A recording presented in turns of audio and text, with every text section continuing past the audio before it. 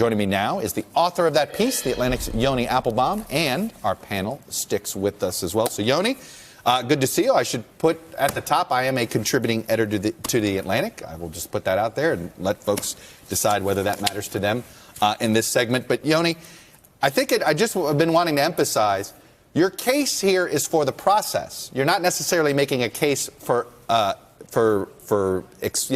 impeachment and then expulsion. Explain why you think this process has to begin this way.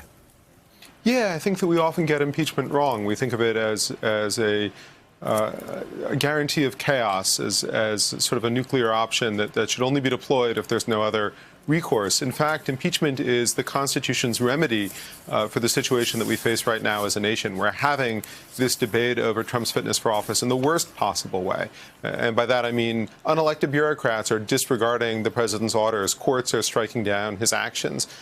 We are all the time as a nation debating this, but not using the mechanism that the Constitution lays out. And therefore, we're not getting all of the benefits that were intended to come from the process.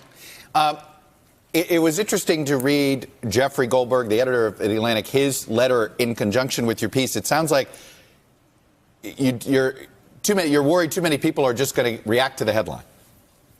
Well, I think every journalist worries about that. But more than that, I think that we wanted to move readers beyond thinking about impeachment as an outcome, right, whether or not the president should continue in office, and to get them thinking about it as a process, a mechanism for discernment and discovery, for moving the debate out of the streets, for diffusing the potential for political violence, and ultimately for adjudicating the claims against the president to see whether or not he is fit to continue.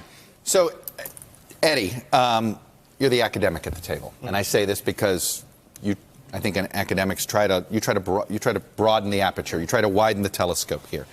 What does history tell us about whether this is a good process or not? We've had 2 impeachments trials in this country. We believe it or not, Nixon was never part of that. Andrew Johnson and Bill Clinton. What do you make of that? There's a sense in which impeachment can be used or deployed to undermine the will of the voters. So there's always this underlying assumption that impeachment can be deployed as a kind of political gesture. So what would it mean if 33% or 39% or 40%, wherever he is, believes that opening up the process of impeachment is actually just a way for Democrats to undermine the will of the voters? So that's a concern. And we know that with Clinton, he came out of impeachment, right, actually soaring because people saw this as a kind of politically tainted process. Now, one of the things I think that's really important about the article is that there's an assumption that, or let me say, there's the claim that's being made that what needs to happen is that the American people needs to see it all. Donald Trump being held accountable.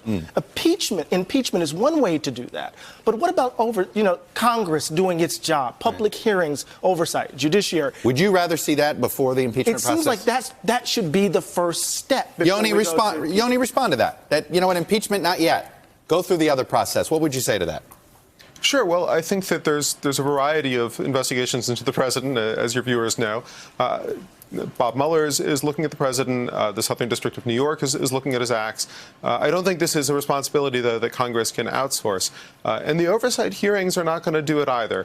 They can look into specific claims and episodes of potential misconduct. But what none of those committees is charged with doing, what none of them is empowered to do, is to consider the whole picture. And if ultimately the case that Congress is motivated by is a case that this president is not fulfilling his constitutional responsibilities, does not deserve to continue, you can't do that kaleidoscopically. You've got to assemble it into a coherent picture. There's no reason that you have to shut down other committees and their oversight investigations. They should forge ahead. But at the same time, you want Congress to be asking that question that is on the minds of many Americans and to put the debate out there in public so that the public can grapple with it. All right. I know it's really tempting to get to our congressman here, but I almost want to make you the last. I want to wait here because Beth and I covered the last impeachment as reporters, and there's part of, I probably am guessing you may share this view, in that there's part of me that thinks that our political process isn't mature enough to do this. That what Yoni Yoni, you're correct in what should be and what we should be able to handle, but maybe maybe we have to force the public to have to come to grips with this. Yeah, I mean, the last one in 1998 was entirely political. There was very little legal justification for what went forth, and that then tainted the whole concept of impeachment in the eyes of many voters, which, as Eddie said, prompted this huge outpouring of support for President Clinton. This is a different, and I'm going to defer to our friend Congressman Coelho here to tell us what that could be on their minds, but what Yoni's laid out and what many others have laid out is a very broad scope of wrongdoing by President Trump, potential wrongdoing, both defying, the constitutional prerogatives that he swore to uphold, the violation of the Emoluments Clause, perhaps, the sense that his family is making money off of his presidency. There's a huge range of things that the Congress could look into that is far beyond the scope of anything that Bill Clinton was ever accused of. Carlos.